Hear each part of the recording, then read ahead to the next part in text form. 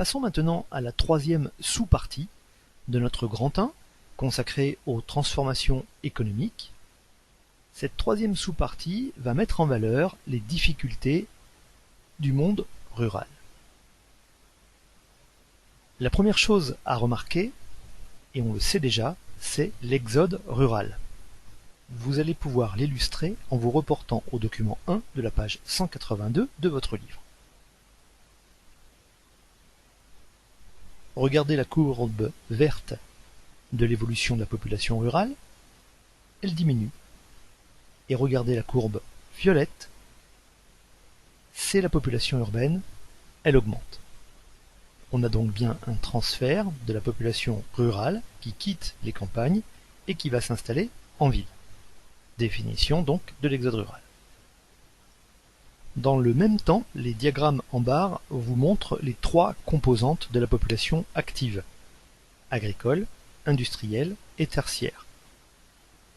On remarque une baisse lente de la population active agricole, un progrès plus rapide de la population active industrielle et un progrès encore plus rapide de la population active tertiaire. Résistance donc de la population agricole et progrès dans les deux autres secteurs. Si on illustre ces renseignements par quelques chiffres, en 1914, la population rurale représente encore 56% de la population française. Donc plus d'un Français sur deux vit encore et travaille encore dans les campagnes. D'ailleurs, ils sont 8 millions d'agriculteurs et ce secteur pèse pour 40% de la richesse nationale. On a donc une équation avec un nombre d'agriculteurs qui diminue et pourtant une richesse nationale très forte. Cela évidemment s'explique par la mécanisation. Prenez cette fois votre livre à la page 178. Nous sommes en présence d'une affiche publicitaire pour l'entreprise de matériel agricole et de machines Cumming. Sur cette image, on voit en arrière-plan une France traditionnelle avec son église et puis trois manières de cultiver les champs. À gauche, une moissonneuse. À droite, une faucheuse. Et au premier plan, une batteuse à vapeur, symbole extrême de la modernité.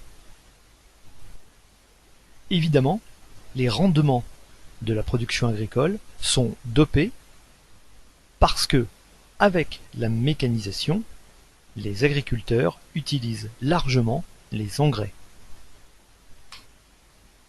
L'image qui vient de s'afficher montre très facilement un message clair à destination de la paysannerie. À droite, la famille qui n'a pas utilisé d'engrais. Le champ est rocailleux, aride, les paysans sont désespérés. À gauche, c'est l'inverse. Les paysans sont heureux, les fruits, les légumes sont énormes, la récolte est abondante. Ainsi, on démontre aux paysans que l'utilisation de ces engrais chimiques va leur permettre d'améliorer leur niveau de vie. Ce type d'agriculture intensive est pratiqué largement dans le bassin parisien et le nord de la France, alors que la mécanisation s'impose beaucoup plus lentement dans la France de l'Ouest et du Sud. D'une manière générale, les conditions de vie de la paysannerie française restent difficiles.